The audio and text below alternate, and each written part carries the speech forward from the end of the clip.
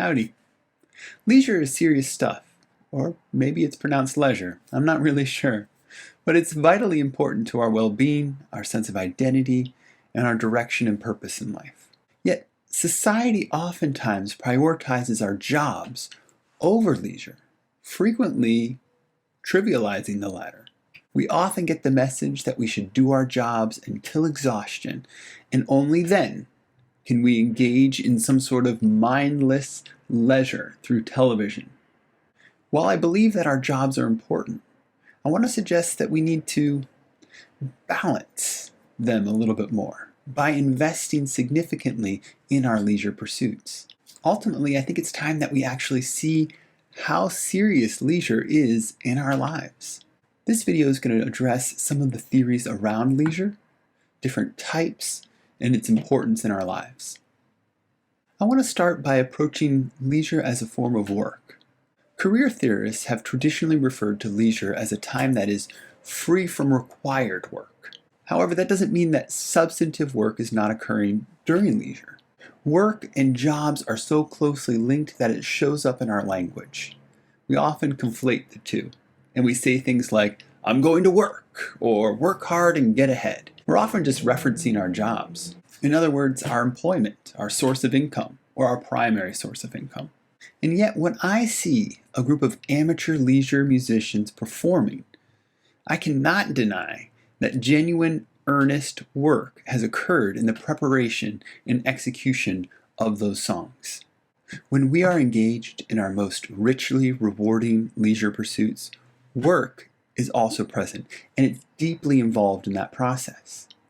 Leisure pursuits can be very fulfilling as well as time-consuming, and they can contribute meaningfully to our community and to our own sense of well-being. Calling it leisure in no way minimizes the work that occurs during these times, nor the products that come from this work. Instead, I think it's helpful to keep in mind that pretty much all professional pursuits that we know today, from arborist to artist, or mathematician to musician, all started as a form of leisure. In other words, somebody started to explore something because they were interested in it, and it slowly turned into a professional field. For example, many fields in science did not start as a job, but as a leisure pursuit. So the world of leisure turns out to be quite important to the development of our larger society, and we can't discount these pursuits as being trivial. A sociologist by the name of Stebbins made a thorough examination of leisure, and I hope to unpack a little bit of his model, how it's been applied, and also address how I've seen it come up in my own clinical work. Stebbins identified 3 types of leisure: project-based, casual, and serious. And ultimately, I'm going to focus most on the last one. But I want to introduce the others to give you a sense of how these different types of leisure might emerge in our lives, and how serious leisure can be vitally important to our sense of identity. So that first one, project-based leisure, is typically a one-off type of activity or project that requires minimal preparation. Like if we're tracking our family history or creating a family tree, those pursuits do require a lot of activity, but we're only going to do it one time. And though we may learn a lot in the process, we are not continually building skills that we're going to use after the project is completed. It's largely a one-time task that has a clear endpoint.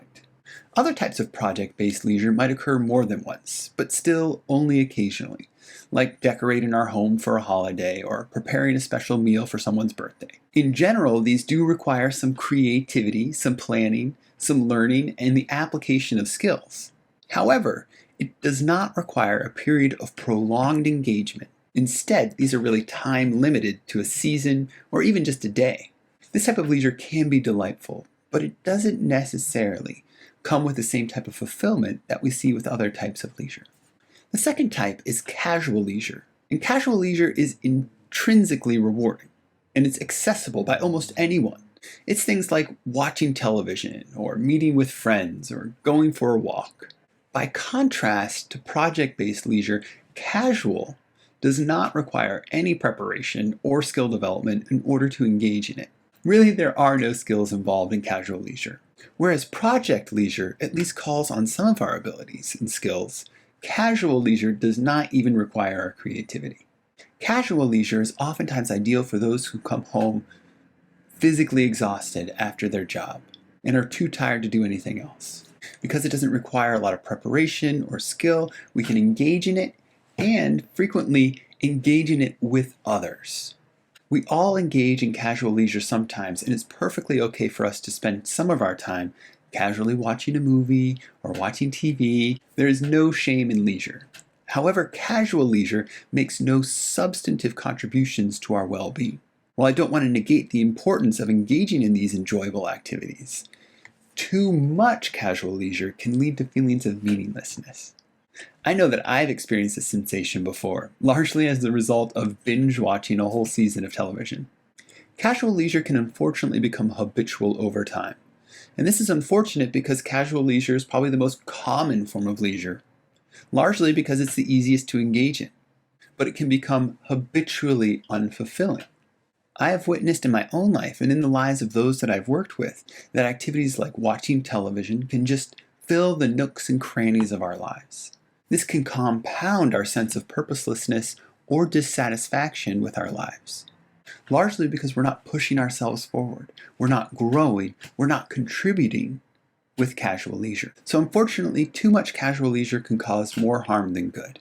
And I've seen this with clients who are experiencing depressive episodes. Their activities are limited to really passive engagement, thereby limiting their ability to improve their mood. And because it's habitual, they get into a routine of non-restorative behaviors. The third type of leisure is serious leisure, and it's really the highest form of leisure. It's a systematic pursuit of an activity that combines special skills, knowledge, and experiences. This is when we engage in a pursuit that requires us to really work. It may be different from our jobs, but it still requires us to exert significant effort. This type of leisure can be more restorative and fulfilling than the other types that I've mentioned. And serious leisure is kind of neat because it breaks down into 3 additional specific types: the amateur, the hobbyist, and the volunteer. The serious leisure amateur is a person who engages in an activity where there's a professional level. I have found that the term amateur can sometimes have a negative connotation in our society. However, it's not intended to negate the expertise that these people develop in their leisure pursuits. Because really, while the level of investment does vary by individual, people who engage in amateur activities need to cultivate skills, knowledge, and experience in order to engage in those pursuits. This can include things like musicians, painters, actors, historians, dancers, people who engage in athletics. If there's a professional level, then there's a whole world of amateurs also dedicated to the work. This requires us to learn and practice skills in order to perform, expand our knowledge to understand more fully the activity that we're engaged in, and engage in experiences and grow through those experiences, learning the whole time. All of this goes into our serious leisure pursuit, so it is quite the undertaking. I think it's also notable that amateurs, because of all this work that they do, are then the most intensely focused audience for professionals. Whether it's a musician, watching a group of musicians perform, or an actor watching a production, or an athlete watching a game or a match, these individuals are most tuned in to the nuances of that performance. Because of the work that amateurs have done, they're more aware of what's occurring in front of them. This can make the experience all the more fulfilling because they see the subtle nuances of the performer, the athlete, the artist, and in noticing have a greater or maybe richer sense of appreciation for what is actually occurring. This reminds me of a person I worked with who was a coach of a particular sport. And because of his investment in that, when he would go and actually watch a professional game, he was so deeply involved in what was going on, watching all the interplay between the different parties. In that way, it made the whole experience come to life in a way that I just couldn't understand. The second subtype of serious leisure is a serious leisure hobbyist, which by contrast to the amateur, a hobbyist has no professional counterpart. Similar to the amateur, they're still developing skills, knowledge, and experiences in order to excel in their area of interest. These are people who collect things, tinker with stuff, folk artists, or again, any activity where there's no professional counterpart. And because there's no professional counterpart, the hobbyist might be the highest level of excellence in that area. This could be pursuits like fishing, birding, rock climbing, coin collecting.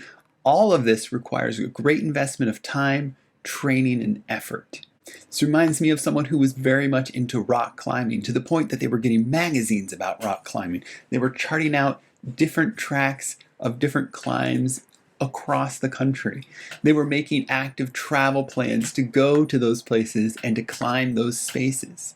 Again, bringing a rich valuing and appreciation of this lived experience. The final subtype is a serious leisure volunteer. I think it can be helpful to start with a comparison between serious leisure volunteer and what we might think of as a casual volunteer. A casual volunteer might engage in an activity that doesn't require a lot of investment of skills or knowledge, but does require time. So things like moving boxes or handing out goods as a way to contribute to the community, volunteering at a food bank. And this is really important work for the betterment of our society. And I want to acknowledge that it can also be very enriching to contribute to the well-being of others. However, by comparison, a serious leisure volunteer is applying a complex set of skills, knowledge, and experiences to that volunteer work.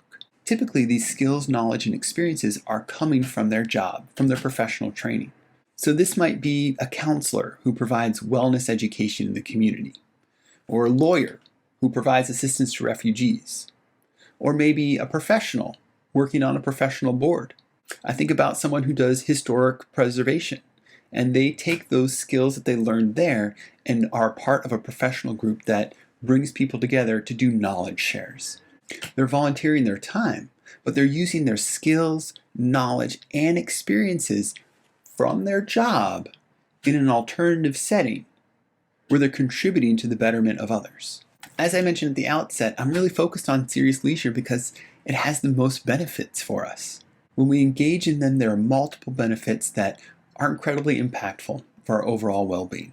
Serious leisure often brings a sense of belongingness through social interaction with others. People who have shared interests will frequently seek one another out. Actors hang out at theaters, musicians go to clubs, comedians hang out with other comedians. So too, there are online communities that allow people to connect with a larger sense of community around their preferred or favorite pursuit. There's also an element of self-expression with serious leisure. The work itself can be a form of expression, through the actual art that's created, through the music, through the dance. However, it can also be an expression just by the act of making it a part of our lives. When we choose to stop working at our job, when we choose to work on our leisure, and how we structure our schedule in order to ensure that we're setting time aside for these pursuits, all is an active expression of our identity. The work that's required in serious leisure is self-enriching because it requires people to invest in their own learning. They read books, they take lessons, they practice, they plan, they seek out experiences to further develop their abilities. All sorts of work goes into serious leisure. And we are altered through that process because we are developing new skills. So we're growing. And these skills go beyond this activity into other parts of our lives. We take this part of ourselves that can get up on stage and belt out a tune, and now we take it into our job. How do we stand up for ourselves and give ourselves voice in that space? All of this work supports our development and contributes to an enhanced self-image. We start to see ourselves as being musicians, fly fishers, quilters. This does not become the whole of our identity, but it emerges as a part that can enhance our sense of self. And then we're connected with others who share similar identities, and we experience validation through that shared interest. We experience an enhanced reinforcement of that part of our identity because other people see us as that. This work comes with a sense of accomplishment because we're maybe learning a new style of playing or acting in a new role or putting on a new training for others. We are actively accomplishing things that are extensions of our driven pursuits. We have a sense of accomplishment because we're setting goals for ourselves and then we're working to meet them through all of our efforts. We are transformed through all this work and can often experience a sense of self-actualization. It's frequently the case that we're neither our professional role Nor are we our leisure role exclusively, but instead we're kind of a unique integration of both, that we can't just be parts, but it all exists within this. I'm not just Travis the drummer, Travis the counselor, Travis the teacher. I am Travis. And that unique integration is something that's uniquely us or me. When we find these areas of passion, when we engage with communities and we work hard to grow and create something, we're ultimately more fully ourselves. The sense of renewal that can come through this work is immense. We allow ourselves to invest in something we love, we identify with it, and it restores us so that we're prepared to go into other parts of our lives. We can feel more renewed when we're going into our jobs because we've invested so meaningfully in the pursuits that we love. And with all this good stuff, it's easy to overlook that it's enjoyable. We experience pleasure from our serious leisure, even if it's stressful at times. And if you want to hear about all the stressors that musicians experience, show up to a performance early. Watch them carry in all of their gear. And they will be complaining the whole time, but they do it because they love it, because it's enjoyable. And after all of this praise for serious leisure, it's probably no surprise that it's been linked to a number of excellent outcomes for individuals. Serious leisure has been connected with vocational success, that those who are highly successful in their professional lives oftentimes have a serious leisure pursuit in their personal lives. Serious leisure has been linked with meaning in life, which is bolstered through these pursuits, through growing and developing and becoming. Similarly, as we grow older and age, these pursuits can increase our overall sense of well-being, particularly because it comes with a sense of accomplishment and connections with others in our community. And these are two things that can start to decrease as we age. Increases in serious leisure pursuits have also been linked with lower levels of depression. That the more we engage in these serious leisure pursuits, the more rewarding we find it for our mood. And finally, we'll see serious leisure show up in a number of different wellness models. And so too, different aspects of wellness are reflected within serious leisure. In many ways, it kind of seems that these benefits are intuitive. After all, meaning can come from what we experience in the world, as well as what we bring into the world. And serious leisure hones our ability to truly appreciate what we're experiencing. As I mentioned previously, amateurs viewing a performance or a game can see into that work, can see the artist, the athlete, the dancer in a different way, and thereby receiving kind of a richer or fuller experiencing of that performance. And so too, there's the creation of something. That through these pursuits, we create something new and unique and bring it into the world, something that's particular to us as individuals. And it changes the world as a result, not necessarily the world that other people experience, because they may never come in contact with our work. But it changes our experience of the world. We've contributed something, and we are altered through that process of contributing. Ultimately, the way we spend our time and leisure can have amazing benefits if we choose to use that time intentionally. Our project-based and casual leisure can be gratifying, and both play important roles in our lives. However, it's really those serious leisure pursuits that have the biggest benefits to our well-being. It's that investment in something out of love for that. That love of music, that love of art, that love of sport, that love of quilting, that love of creation, whatever it is that tickles our fancy. It's an engagement with those pursuits over a prolonged period of time in a concerted, intentional way that can ultimately be transformative. And as such, I encourage people to show respect and appreciation for their leisure. It's not just time that is free from required work, but it's time to expand our lives, connect with others, cultivate our identities, and truly create a unique product, a product of our efforts, a product that is essentially the lives that we create. So my encouragement is to not only give yourself credit for engaging in leisure, but to take an earnest and thorough evaluation of how you are investing your time. What types of leisure are you typically engaged in? How can that be tweaked to ensure that you are bringing your best self out through your investment of time in activities that you truly love? And similar to detecting meaning, we might notice with our ears, with our eyes, and more so with our planner, what types of things do we spend time with? What types of things occupy our mind? And how can we become more fully engaged in that? I applaud people who become passionate about music because they listen to music. They hear it, they watch videos of it, and they say, maybe I can do this too. In Surprise Attack, they can. And I hope you explore those areas that you can too. Thanks.